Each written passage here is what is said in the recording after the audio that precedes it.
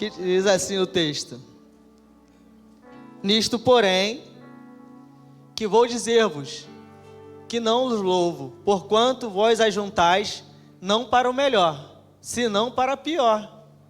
Porque antes de tudo, ouço que quando vocês se juntam na igreja, é onde, irmãos? Quando eles se juntam aonde? Não é no bar? Não é nas festas em casa? É na igreja. Quando vocês se juntam na igreja, há entre vocês dissensões. E em parte eu acredito. E até importa que haja entre vós heresias, para que os sinceros se manifestem entre vós. De sorte que quando vocês se ajuntam num lugar, não é para comer a ceia do Senhor. Porque comendo, cada um toma antecipadamente a sua própria ceia, e assim um tem fome e se embriaga. Não tendes, porventura, na casa de vocês, comida para comer e bebida para beber? Ou desprezai a igreja de Deus, e envergonhais o que nada tem? Que vós direi, louvais? Nisso não vos louvo. Porque eu recebi do Senhor, que também vos ensinei, que o Senhor Jesus, na noite em que foi traído, tomou o pão, e tendo dado graças, partiu e disse: tomai, comei, isto é meu corpo, que é partido entre vós. Fazei isso em memória de mim. Amém, irmãos? Aqui é uma passagem muito conhecida, que a gente ministra muito sobre Santa Ceia. E era Paulo referindo sobre a festa ágape, ou a festa do amor. Era aquele momento de celebração da ceia. E uma das coisas que chega a Paulo é dizer que nesse momento, que era momento de amor, de celebração, entre eles havia que? Divisão. Havia dissensão.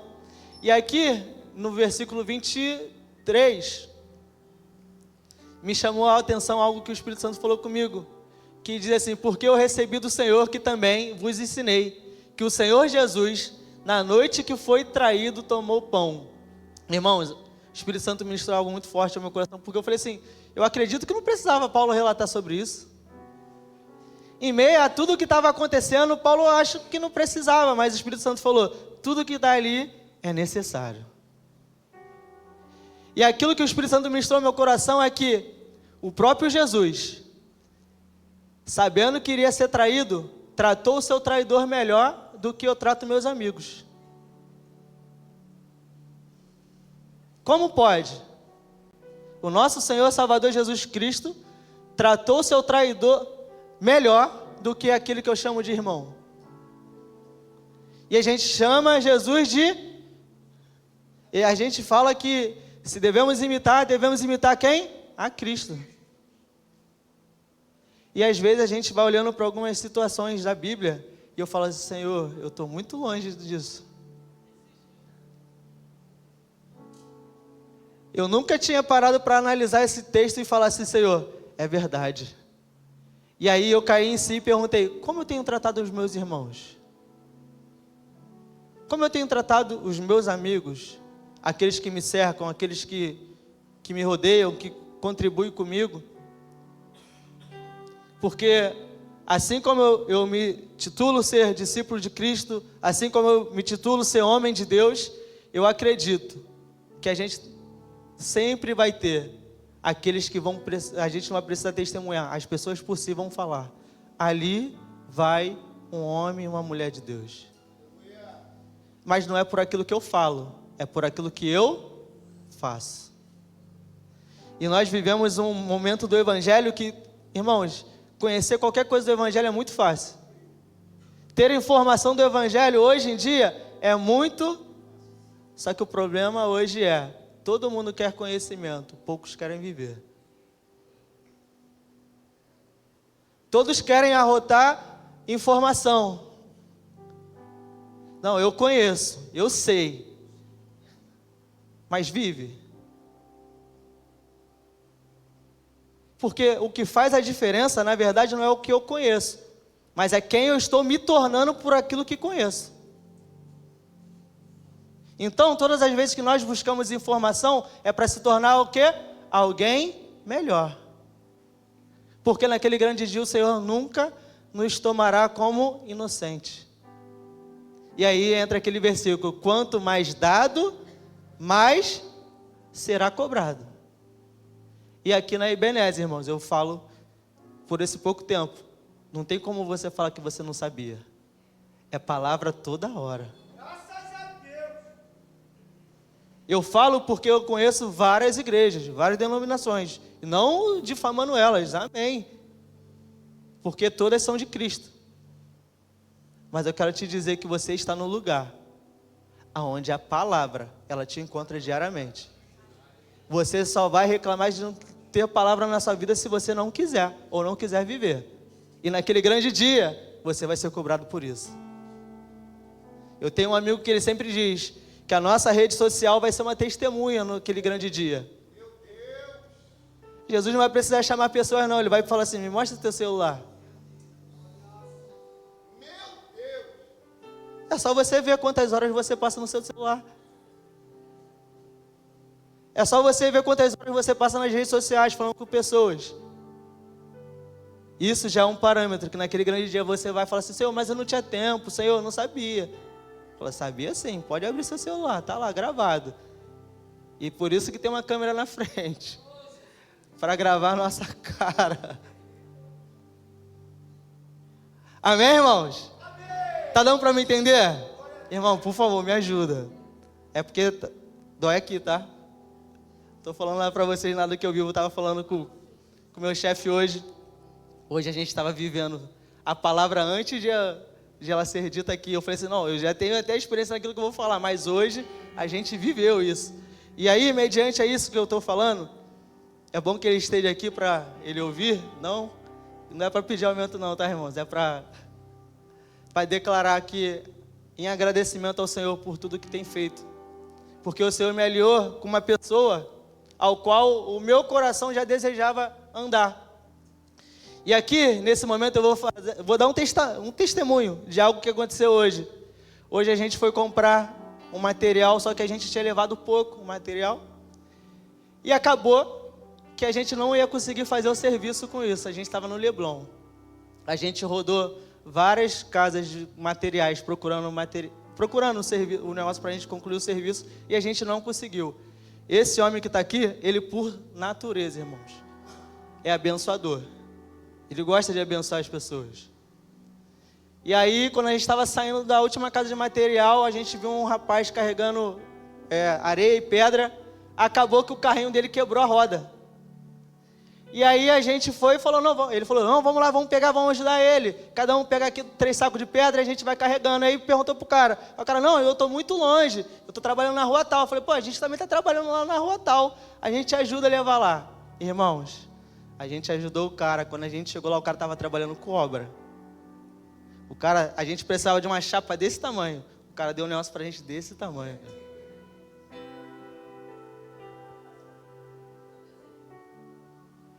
E aí entra naquilo que eu até botei como tema: eu faço parte desse corpo. E uma das coisas que o Senhor ministrou muito forte no meu coração hoje é: cara, quando você veste a camisa da sua igreja ou do seu trabalho, você de fato veste a camisa? Porque uma das coisas que mais tem faltado no Evangelho é que a gente quer se identificar, botar a camisa para identificar. Mas você sabe o peso da responsabilidade quando você se identifica quando você bota essa camisa? A gente tem no radical, né? Amar com amor de... Vou falar não, mas tinha um varão aí que postou esses dias: me arrebenta, Jesus. Uma pessoa me pediu comida e eu não dei. Eu olhei assim a camisa lá: amar com amor de Jesus. Cara, mas isso vira para mim uma reflexão. Porque a gente põe as camisas da igreja, a gente põe... E aí eu queria dizer para vocês, eu estava até falando com o pastor: você sabia que você representa muito além do Rio Comprido por onde você passa? Cara, esse lugar aqui está sendo transformado. E quando você vem para a igreja, e quando você põe a camisa da igreja, você está identificando para as pessoas: esse lugar vai ser transformado através de mim também. Assim como eu fui alcançado e estou sendo transformado, esse lugar, a sua família também vai ser transformada, porque vai chegar um dia que essas pessoas vão te ver como referência. Vão te parar na rua, vão te chamar.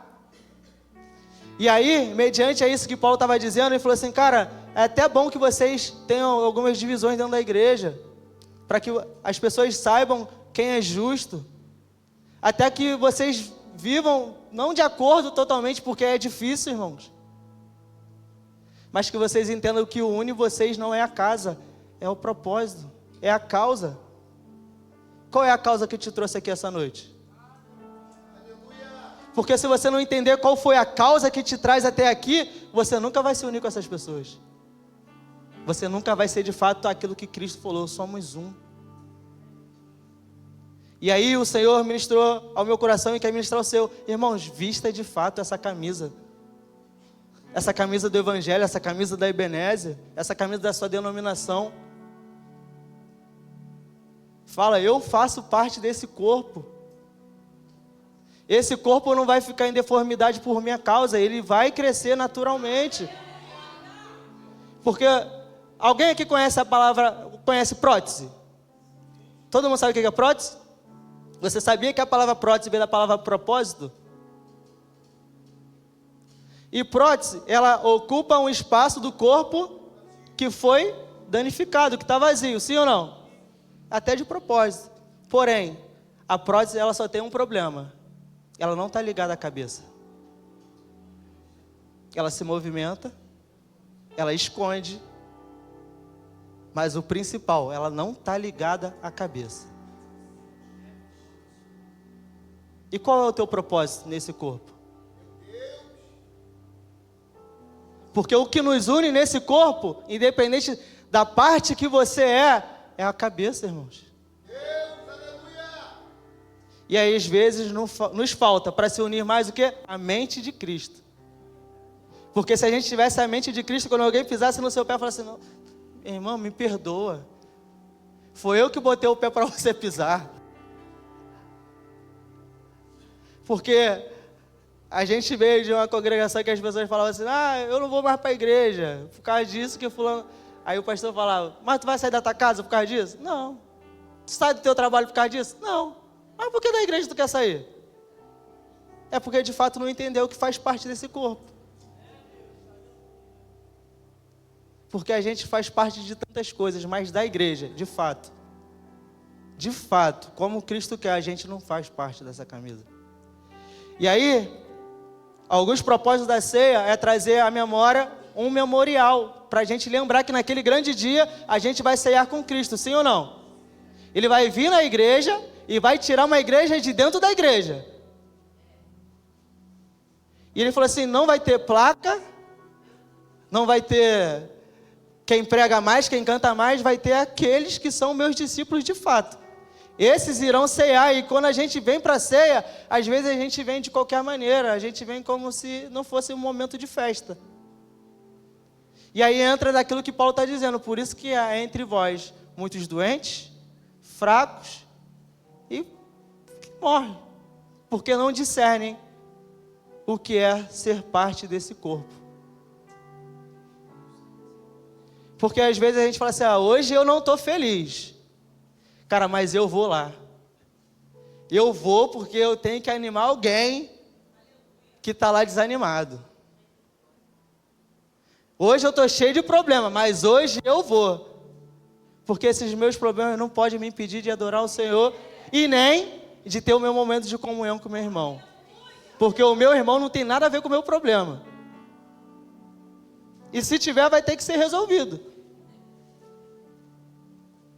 Não é isso?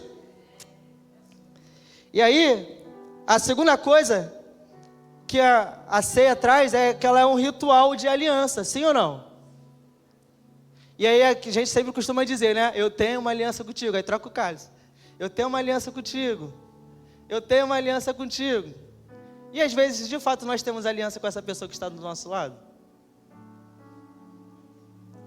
Porque a aliança é um elo bem forte. Mas a gente, irmãos, graças a Deus, é uma igreja que é grande, mas que dá para falar com todo mundo. Que dá para ter intimidade com todo mundo. que dá para pelo menos ser educado com todo mundo. Porque se a gente só deixa para o dia da ceia, para fazer isso, para ter esse entendimento, será que naquele grande dia, da grande ceia, vai dar tempo de a gente se acertar com isso?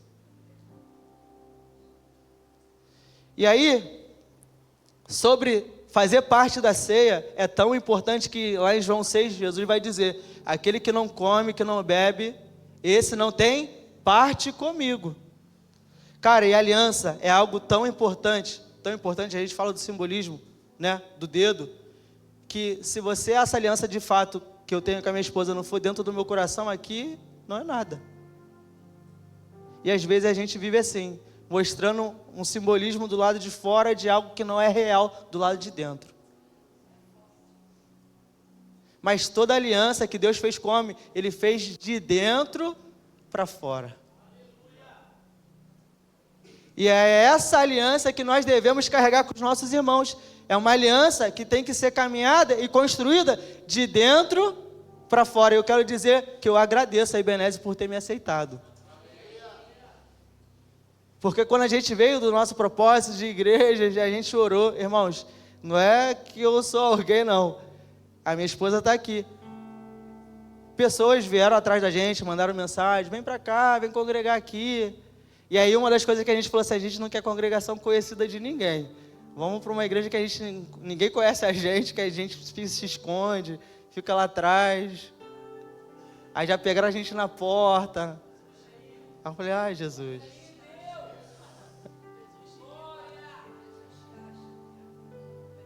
E aí, eu agradeço porque, não falando que a gente tem um grupo fechado ou que existe panela, não. Mas eu agradeço a cada irmão que no começo que eu entrei, conversou comigo, me chamou para tomar um café. Não foi na minha casa ainda porque não quiseram, confesso. Os irmãos não gostam de comer churrasco? Mas aí a gente foi construindo uma amizade que acho que hoje, cara, é muito importante para a vida de outras pessoas. E aí, hoje começou a despertar aí, ó, na vida de alguém. Eu sei, irmão, se você fizer um churrasco na sua casa, pode me chamar que eu vou. Fica tranquilo. Pode ficar tranquilo, eu vou. Vinícius sabe, pode até chover, né, Vinícius? Eu vou. E aí, aliança, irmãos, isso que eu queria ministrar com vocês, Êxodo 4, versículo 24.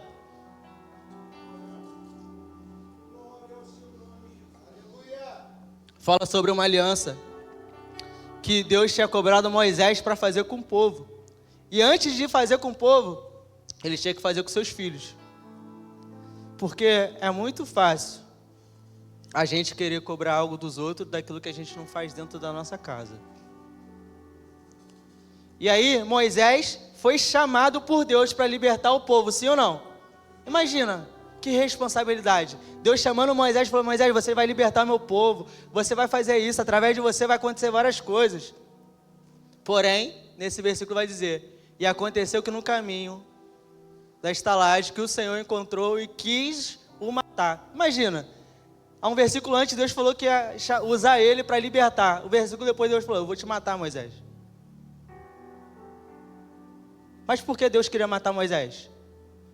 Porque na hora de propor a aliança dentro da casa, Moisés não quis fazer. Foi tão forte que quem teve que circuncidar os seus filhos foi a sua esposa. E a sua esposa chamou Deus de sanguinário. Como pode esse Deus que chama meu marido para libertar agora quer matar ele? E aí eu queria te dizer, irmão, a aliança que nós construímos dentro de casa, uma hora ela aparece do lado de fora. Os seus filhos, a sua geração, ela depende dessa aliança que você tem com Deus. Porque o que nos protege de fato, verdadeiramente, é a aliança que nós temos com Deus. Mas essa aliança, assim como Deus fez com Noé, ela fica exposta. Ela vem como um arco-íris. Deus sempre mostra o pedaço dele para que a gente conclua o nosso pedaço. E aí eu queria te dizer, é exposto de fato essa aliança que você tem com Cristo? Fica em evidência para a vida das pessoas essa aliança. Porque há um tempo atrás eu até falei com o Leandro aqui, na terça-feira. Eu sou padrinho de um ex-patrão meu, do filho dele. O rapaz, antes de eu chegar, tinha mandado 6 pessoas embora. Dentro do nosso local de trabalho existiam 4 evangélicos. E a brincadeira que ele fazia com quem era evangélico, com quem estava chegando, ele pegava o carro, levava para a Vila Mimosa e enchia o carro de prostitutas de coisas. Ou outros bullies que ele fazia, ele largava a pessoa lá. Você acredita que ele nunca fez isso comigo? Você acredita que ele nunca discutiu comigo? E o que eu falava com ele era impor no limite. E aí, qual foi o motivo que eu fui mandado embora lá dessa empresa? Porque eu fazia uma oração todo dia de manhã. Eu pegava todos os funcionários e antes de a gente sair, a gente fazia uma oração. Aí eu fiquei lá 1 ano e um pouquinho. Eu falava com ele, conheci sobre a vida dele. Ele foi uma criança que aos 6 anos apanhou do pai porque a mãe dele fez uma festa de aniversário para ele. Então, de 8 anos para lá, ele nunca mais morou com os pais. Ele nunca teve uma festa de aniversário. A primeira coisa que eu fiz para ele lá no antigo trabalho, uma festa. O cara falou, nunca vou ser pai. Foi pai. E aí, quando eu saí, ele trabalhava lá 9 anos. Quando ele descobriu qual foi o motivo que eu saí, ele pediu conta. Hoje ele trabalha em um outro lugar melhor ainda, irmãos. Muito mais abençoado. Mas o legado da minha aliança com Deus, eu deixei naquele lugar.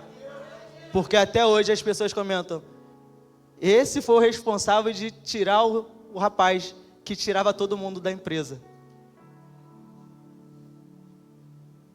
E aí, é isso que eu dizia. Mas quando eu estava na empresa, eu vestia a camisa da empresa. E antes da camisa da empresa eu falava, eu tenho uma camisa de Cristo. Que ela tem princípios, ela tem entendimentos que não vão se corromper com aquilo que vocês querem que implante dentro da nossa cabeça. E aí entra aquilo que o Leandro estava falando aqui na terça-feira. A gente está no mundo e Jesus falou, eu não peço que o Senhor tire eles do mundo, eu peço que você os livre. E às vezes a gente quer excluir esse mundo, a gente quer abandonar todo mundo. Mas nós somos representantes de Cristo por onde nós passamos. E aí, uma das coisas que o Senhor colocou no meu coração é 1 Coríntios 10, 16, 17, para a gente ir para a reta final, irmãos. Eu confesso, vai ser rápido.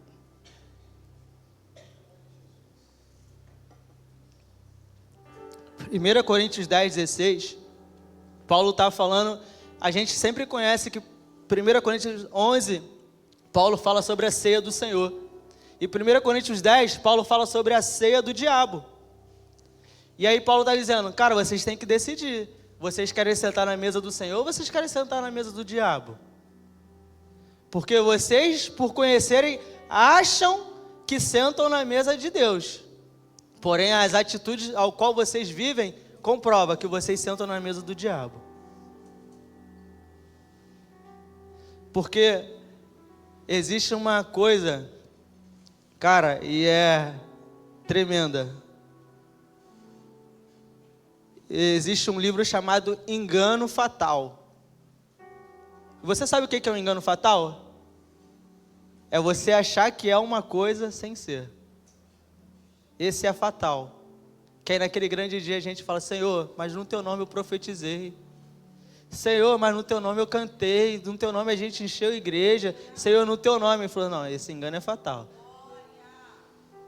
Para trás de mim que eu não te conheço. E esse livro é inspirado isso, um engano fatal naquele grande dia, Cid.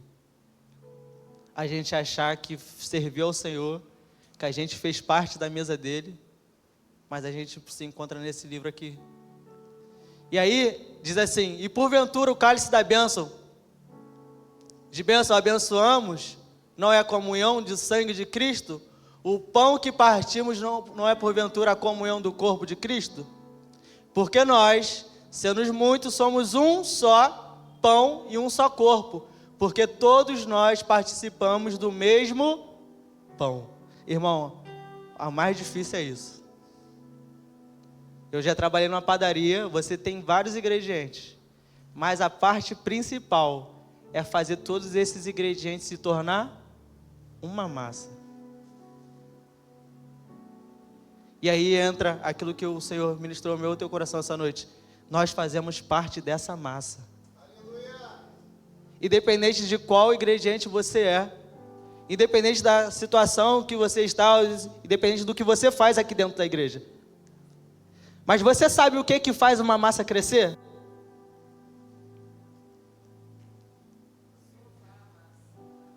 Ai, meu Deus, não faz isso não.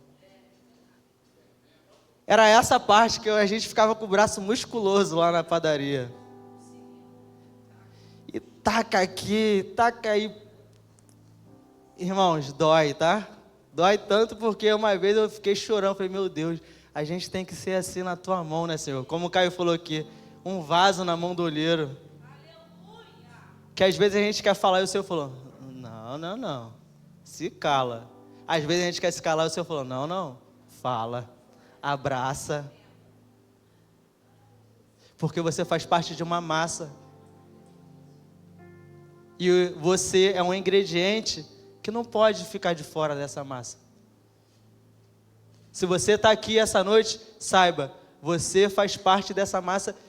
E por mais que você se considere pouca coisa ou menor da casa, irmãos, você faz parte e você é importante. Porque algo que o Senhor falou comigo é, Felipe, quando você chegar na Ebenezer, mediante aquilo que vocês estão vivendo, tenha um sentimento de participante daquele lugar. Diga, eu pertenço de fato a esse lugar. Por quê, irmãos? Às vezes você está aqui, mas você não se sente participante desse lugar.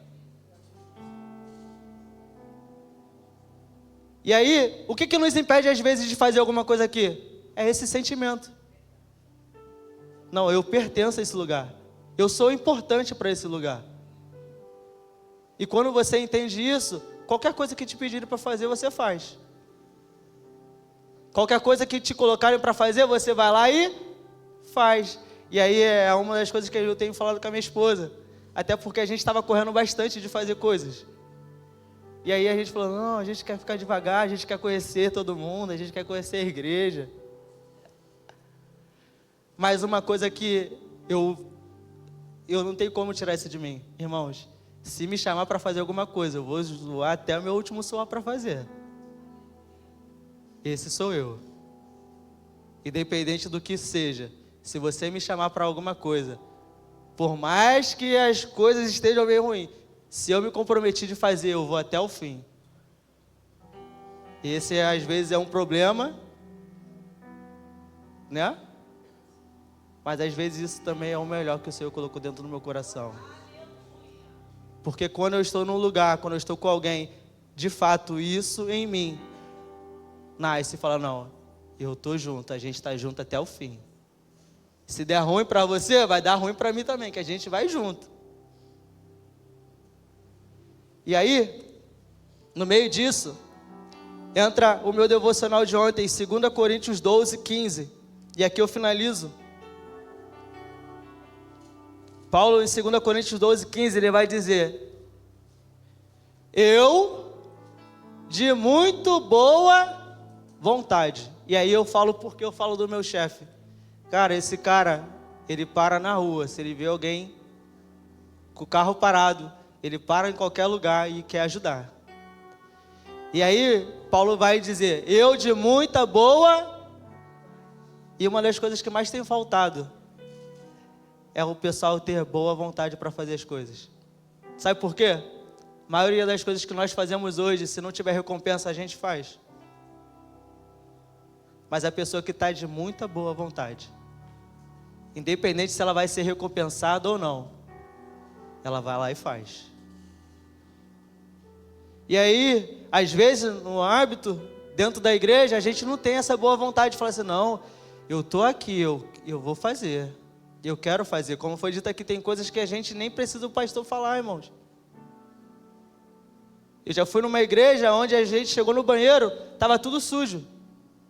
As pessoas passavam, eu falei, meu Deus, ninguém vai fazer isso. Não, só se o pastor mandar. Fui lá, pedi uma moça lá, falei, tem como você me dar uma vassoura, me dar aqui um negócio? Eu vou catar tudo.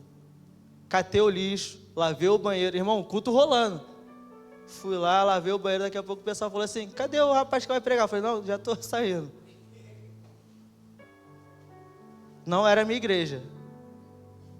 Mas eu entendo que é a igreja de Cristo e eu preciso fazer alguma coisa por ela. Porque a gente não está aqui só para contribuir com o microfone. A gente está aqui para contribuir de fato no corpo de Cristo. E aí Paulo diz, eu me gastarei pelas vossas almas. E aí ele diz, amando cada vez mais. Algumas traduções vai dizer, porém, sendo menos amado. E quando é isso, eu já vejo que algumas pessoas não iriam mais fazer nada. Porque eu falo assim, eu estou amando, mas estou sendo um pouco amado, eu acho que eu não vou mais fazer nada não. Porque de fato querem fazer coisas esperando algo em troca. E aí a gente faz as coisas por barganha na casa do Senhor. E eu não estou dizendo que você não vai receber, porque o céu não deve nada para ninguém. E pode até receber, porém naquele grande dia o Senhor vai falar, o teu galardão já recebeu.